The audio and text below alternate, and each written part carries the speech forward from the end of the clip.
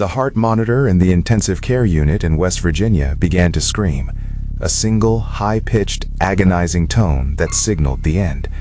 The jagged lines on the screen had flattened into a horizontal void.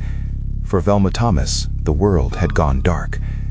The doctors worked with clinical precision, their hands moving in a practiced dance of desperation, but the biological clock had stopped. They called it Velma. 17 hours. For 17 agonizing hours, Velma Thomas was not just unconscious, she was clinically dead. No pulse, no breath, no brain activity. Her family had already begun the devastating ritual of choosing a casket and signing the final papers. But as the nurses prepared to transport her body, something happened that defied every law of modern medicine. Velma Thomas took a breath. A ragged, impossible gasp that shattered the silence of the morgue-bound room. This is not a ghost story, and it is not a hallucination. This is the documented reality of the Lazarus Syndrome, a medical anomaly so terrifying and so rare that it forced the scientific community to reconsider the very definition of death. Welcome to a journey into the impossible. Today, Mystery Code is peeling back the shroud on the most chilling cases of resurrection in the United States. We are looking at people who didn't just have a near-death experience. They crossed the finish line, stayed there for hours, and then decided to come back. We are talking about 70% documented fact and 30% pure, unadulterated mystery.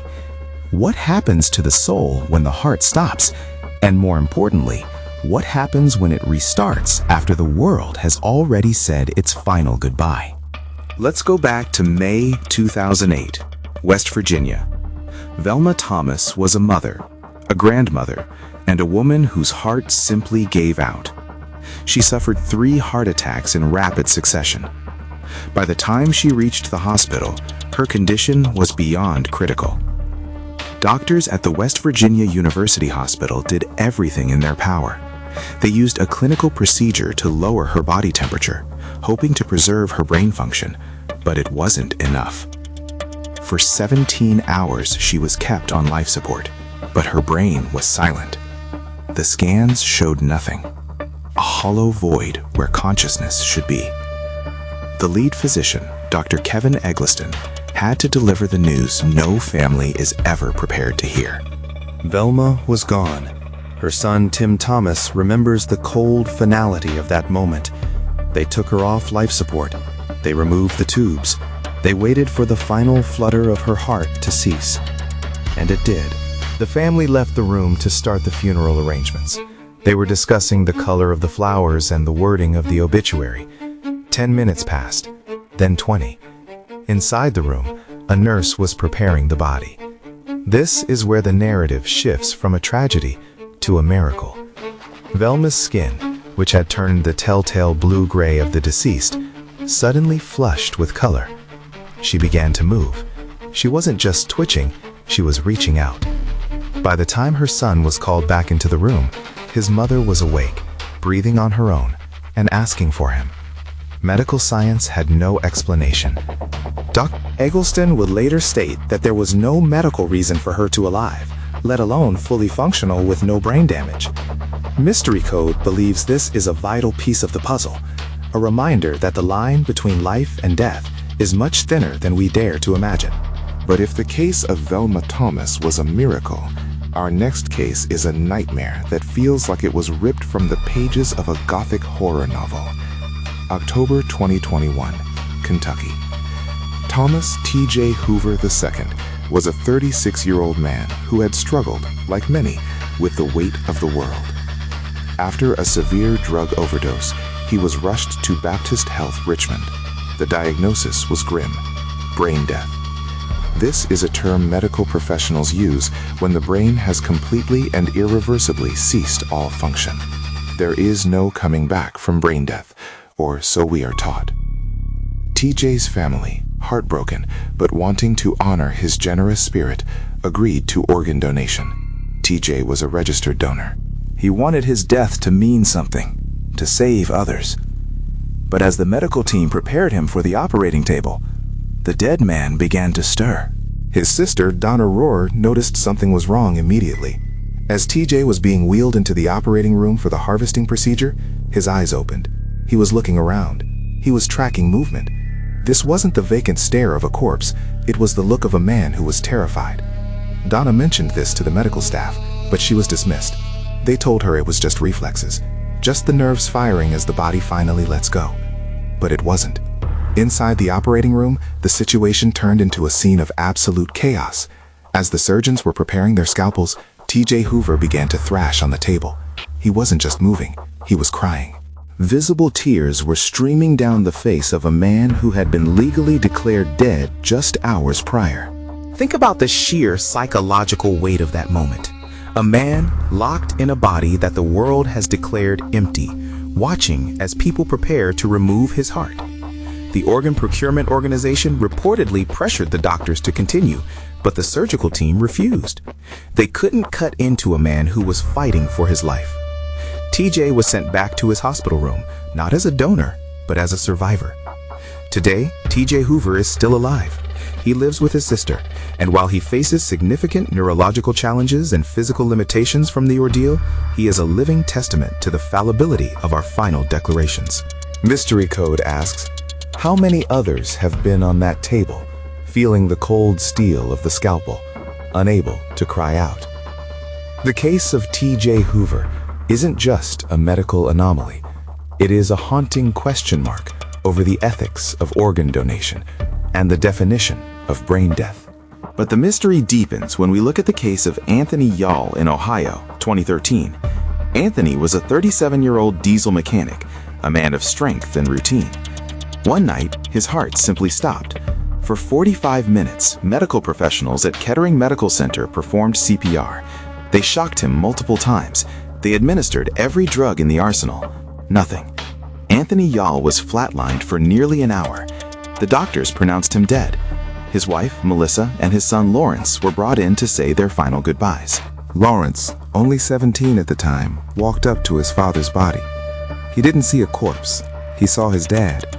He pointed at the monitor and whispered, "Dad, you're not going to die today." At that exact moment, the heart monitor, which had been a flat, silent line for 45 minutes, gave a single, weak chirp, then another. The doctors rushed back in, stunned. They had already turned the machines off. They had already filled out the paperwork. But Anthony Yale was back. What makes this case even more incredible is the aftermath. Usually, when the brain is deprived of oxygen for more than 5 or 6 minutes, permanent damage is inevitable. Cells begin to die. Functions are lost forever. But after being dead for 45 minutes, Anthony Yali woke up 5 days later with 0 brain damage. He could talk, he could remember, and he eventually went back to work fixing diesel engines. How is that possible? How does the brain pause its decay? MysteryCode has analyzed the data, and we believe the answer lies in a phenomenon called metabolic suppression. But even that doesn't explain how a heart restarts itself after such a long silence. Then there is the case of Zach Clements.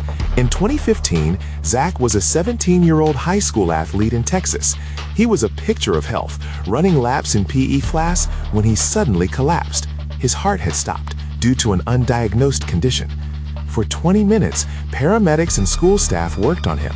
He had no pulse, he was blue, he was, by all medical definitions, dead. They were preparing to stop resuscitation when his heart suddenly kicked back into gear. When Zach woke up in the hospital days later, he told a story that moved the nation. He claimed that during those 20 minutes, he wasn't gone. He described seeing a man with long hair and a thick beard, someone he believed was Jesus, who put a hand on his shoulder and told him everything would be okay. Whether you believe in the spiritual aspect or not, the medical fact remains. Zach Clements was dead for 20 minutes and returned with a fully functioning brain and a story that changed his life forever. MysteryCode believes that these visionary experiences are a common thread in Lazarus cases, suggesting that the consciousness doesn't just switch off like a light bulb. So, how does science explain this? How does a body go from a cold, silent state of expiration to a vibrant, breathing vessel of life?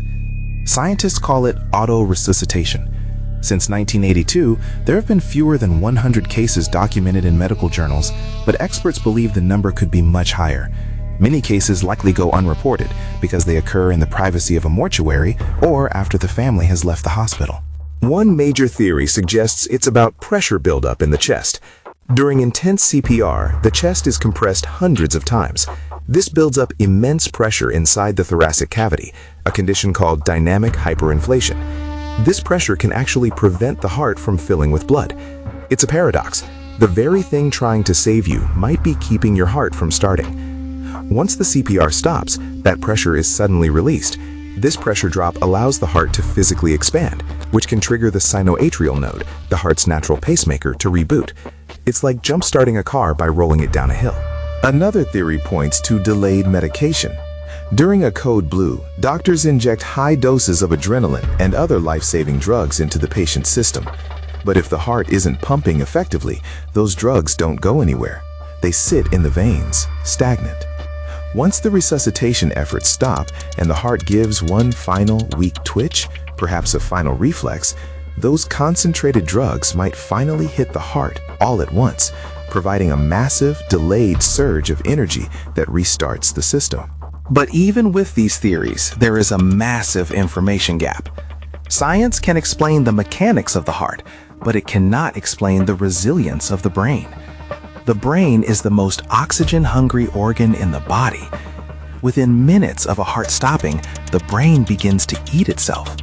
Yet, in cases like Velma Thomas or Anthony Yaddle, the brain seems to enter a state of stasis.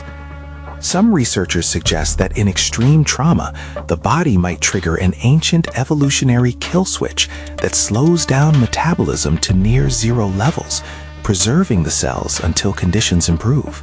It's a biological save state, and if we could learn to trigger it intentionally, it would revolutionize emergency medicine.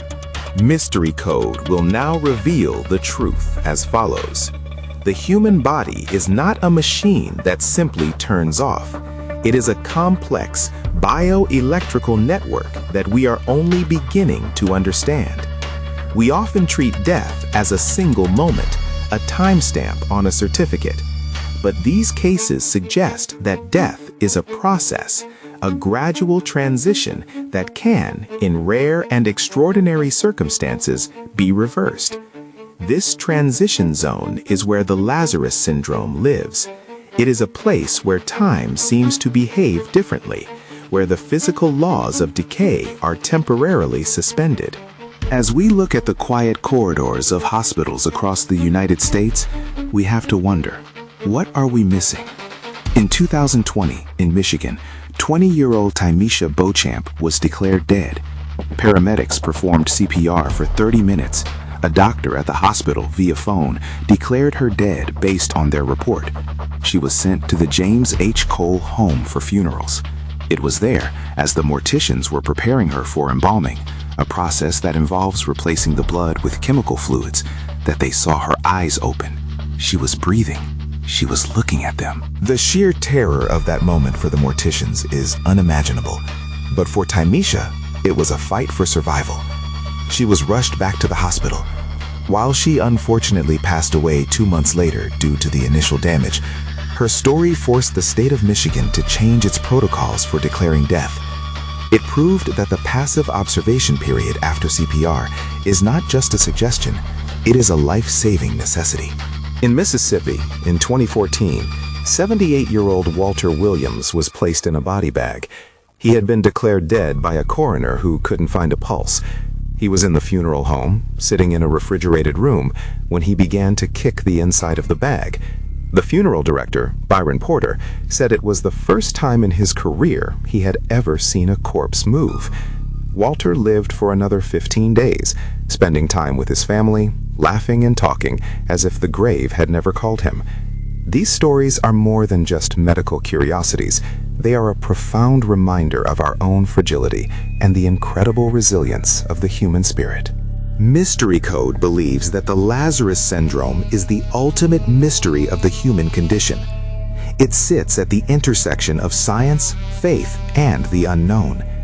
It challenges our doctors, haunts our morticians, and gives hope to the hopeless.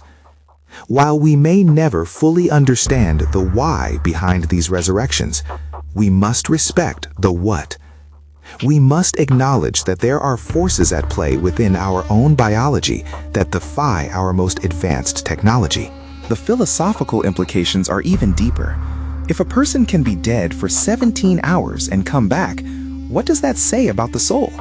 Where does you go when the body is silent? Many survivors of Lazarus Syndrome report a feeling of peace, a detachment from the physical world, and a sense that they were simply waiting in a hallway between rooms. This suggests that consciousness is not just a byproduct of brain activity, but something that can exist independently, at least for a while. As we conclude this investigation, we have to look at the statistics. There are thousands of deaths declared every day in America. Most are final. But every once in a while, the universe decides to break the rules. Every once in a while, the flat line isn't an ending, but a cliffhanger. Mystery Code asks you to consider this. If the definition of death can be so wrong, what else do we have wrong about the human experience? The cases of Velma Thomas, T.J. Hoover, Anthony Yale, and Zach Clements are not just anomalies. They are signals. They are reminders that we are more than just flesh and bone. We are a spark of electrical energy that refuses to be extinguished without a fight. The Lazarus Syndrome is the name we give to that fight. So the next time you hear the steady beep of a heart monitor, remember these names. Remember that the silence of the ICU isn't always the silence of the grave. Sometimes it's just the quiet before a second chance. The question remains, if you were declared dead today, would you stay that way? Or is there something inside you, a hidden strength, waiting for the right moment to take that impossible breath? This is Mystery Code, signing off from the edge of the unknown. Keep your eyes open and never assume the story is over. Because as we've seen today, sometimes the end is just the beginning.